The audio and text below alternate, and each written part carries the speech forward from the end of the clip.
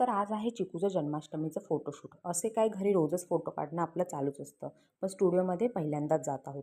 तर बघू आता चिकू कसा रिस्पॉन्स देतोय.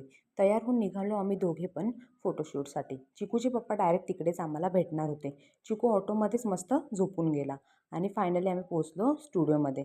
मस्तपैकी कपडे घालून चिकूला रेडी केलं. घरी मात्र कपडे घालायला चिकू खूप त्रास देतो.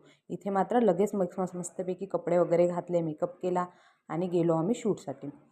तर शूटचा सेटअप इतका छान होता, खूपच भारी होता जन्माष्टमीचा शूट. त्यांनी जो केलेला खूप छान होता आणि असं वाटलं होतं की चिकू रडेन किंवा त्रास देईन, पण असं काहीच झालं नाही. अर्ध्या पाऊण तासात शूट कंप्लीट पण झालं. मी मात्र खेळण्या वगैरे सोबत घेऊन गेलेले. त्याला वाटलं एंटरटेनमेंट करायला लागतील. फोटो पण खूप छान आले, व्हिडिओज पण खूप छान आले. मग शूट कंप्लीट करून आम्ही निघालो घरी.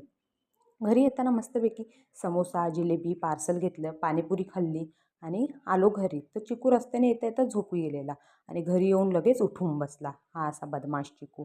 चला आजच्यासाठी बस एवढंच. भेटूया उद्या. बाय.